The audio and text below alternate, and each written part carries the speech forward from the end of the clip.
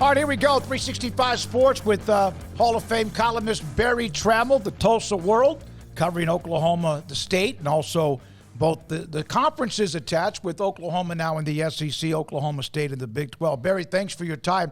What we've discussed as far as where Oklahoma is entering the SEC, and I saw one of your columns about the trenches in the SEC. When I've asked Dave Aranda the difference in the Big 12 and the SEC, even the year that Beta was really good, he mentioned those guys on the defensive line. Oklahoma's had a few of those, but is that what you think might be their first problem? Well, that's what everybody's always said is the difference. You know, when Texas joined the SEC or jumped to the SEC with Oklahoma as well, I asked Chris Del Conte, hey, what are you guys doing to get ready for this? And he said, I talked with Steve Sarkisian, other people, and he said, we got to get bigger on the line, particularly the defensive line. It's just a massive conference in terms of player size, and that's Texas, for crying out loud. So I do think there is a difference, like just in body style in the SEC compared to the Big 12. I actually think this is pretty good timing for Oklahoma. They've sort of rectified some of their defensive deficiencies under Brent Venables. Offense isn't as powerful, but they've done a nice job. I don't think they're big enough, but I think they're getting there. So I don't think that's necessarily. I actually think they got a pretty good team and will fare pretty well in the SEC this first year. It's just the schedule is a killer. I mean, if they had Missouri's schedule or Texas' schedule, I think you'd clearly pencil in Oklahoma as a playoff team. But they play 6 conference games against teams ranked in the top 15, and that's just a killer. Yeah, the only schedule that's tougher in that league is Florida's, who, again, did something to Greg Sankey somewhere that maybe we'll find out about one day because that was vengeful. On Oklahoma's part, last year it was kind of the depth that they just didn't have, that old-school Oklahoma Sooner depth. Do you think they have that now, maybe not, like you said, not size-wise, but where one injury is not going to derail a game or two, like it did in the first couple of years of Brent Venables? Yeah, now that's where on the defensive line, they're probably not as deep as they need to be, but they're not bad, and the linebacker and secondary's gotten a lot more depth on it. It's crazy, but the OU defense might be better than the OU offense. Probably is. So the offensive line, we don't know if they have any depth. We don't know if they have any frontline guys. I mean, it's a remade offensive line, heavy on the portal. That's going to be a big question mark. Elsewhere, they've got pretty good depth. They've even got a backup quarterback who's quarterbacked a bunch of games for Texas and Nebraska, Casey Thompson. So, you know, they've got pretty good depth everywhere except that offensive line and maybe the defensive line.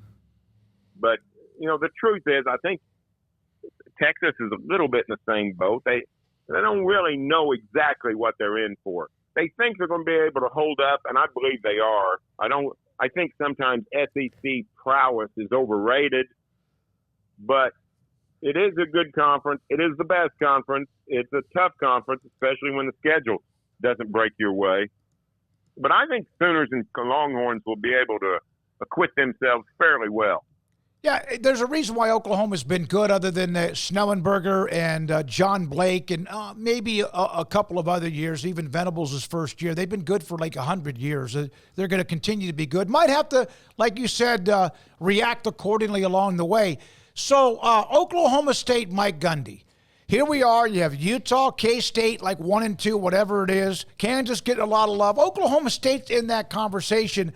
Do you think, based on the consistency and how good he has been, that Mike Gundy gets enough credit?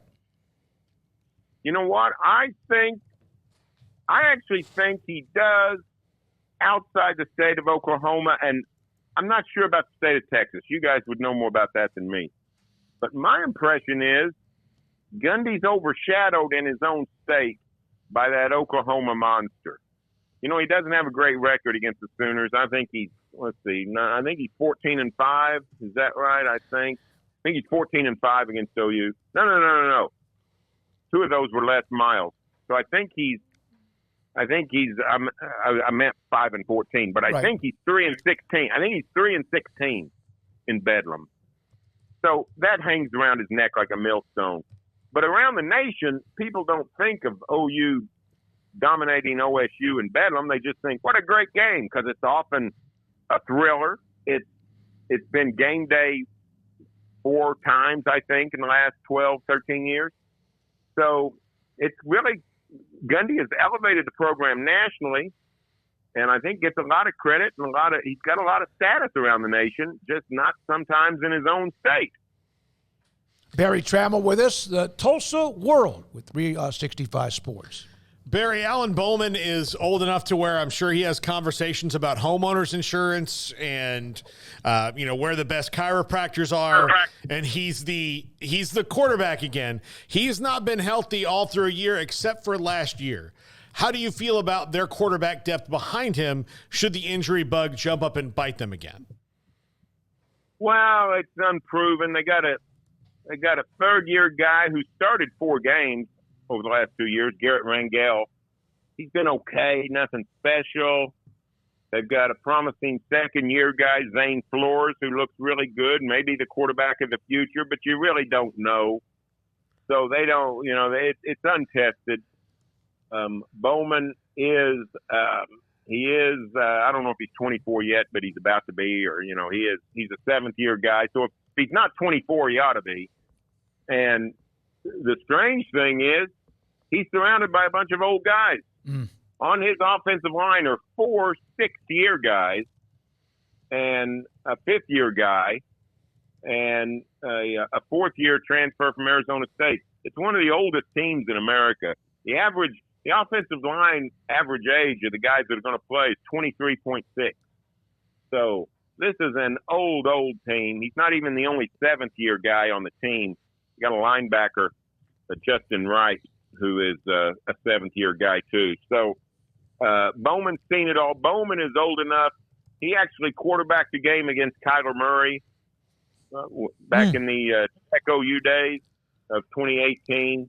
So that's how old. That's how old Alan Bowman is.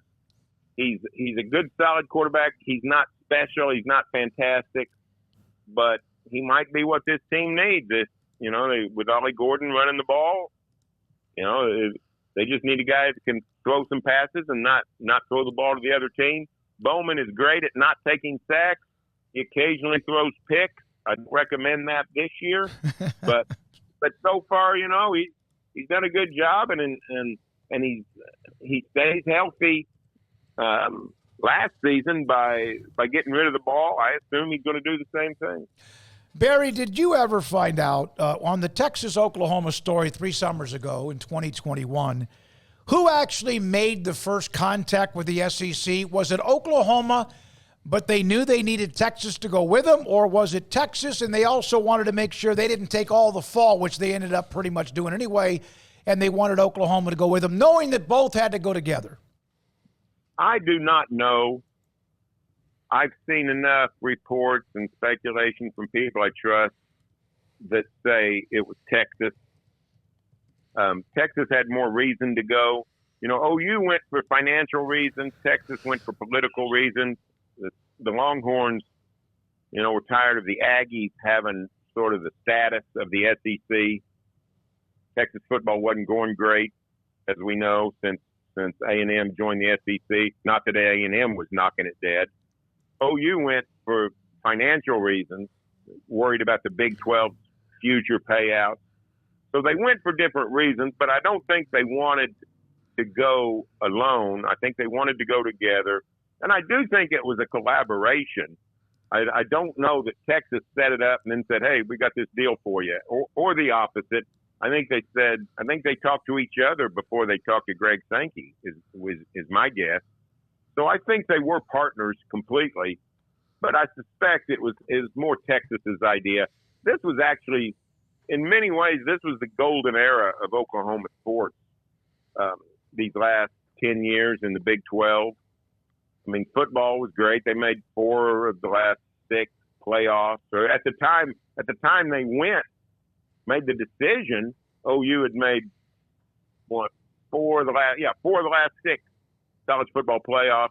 They had won six conference titles in a row in football. Basketball was going strong with Lon Kruger. He ended up having he had just retired, but it was going strong. They hired a good young coach. Everybody thinks the world of Porter Moser. Softball was dominating. Women's gymnastics was winning national titles. Baseball was good and solid, and ended up going to the College World Series championship game a year later. So this was the golden era of Oklahoma sports. You know, if you look at everything, and yet they wanted to go. So I think Texas probably had more reason to go than Oklahoma, though. Barry, if I put you on the spot and said Big 12 champion right now in what is likely to be the most competitive league in college football, who would you say? Well, listen, I have committed the high crime in predictions of giving duplicit answers on that question. I did Jenny Carlson's video podcast 2 weeks in a row. I'm off and on with her, and she ended up asking me who's going to win the Big 12. She asked me who's going to win the Big 12 one week, and the next week we talked about who in the Big 12 is going to make a run in the playoffs or whatever. I ended up picking two different teams. Not because I meant to. I just forgot because I can't keep it straight. I literally have no idea. One problem we've got is they made the schedule pretty equitable in the Big 12, right? In the SEC, it's so one-sided for some schools and easy for the other. Not the way it is in the Big 12. Other than Kansas has it pretty easy. So if you like dark horses, Kansas is a good pick. If you like really dark horses, go with Central Florida. KJ Jefferson with Gus Malzahn is borderline unfair. So I think that's some of the dark horses. But I do think Utah, Kansas State, and Oklahoma State should be the three favorites. They've done the most in recent years, and they got a lot back. So those are your three favorites. I think I picked Utah that first time with Jenny, and then I picked K-State. So why don't I just go OSU this time? No, there you go. That way you have a chance to, if three of them win, you have a chance to be right. You can say, I know, I picked it on that show in Texas. So you're good. Barry, thanks for your time. Appreciate your time. I know you love football season. If you don't mind, one more follow-up, though. Deion, I don't know if you saw this, and I like him. I do. There's some things I wish he wouldn't do, but that's his life. He can do what he wants.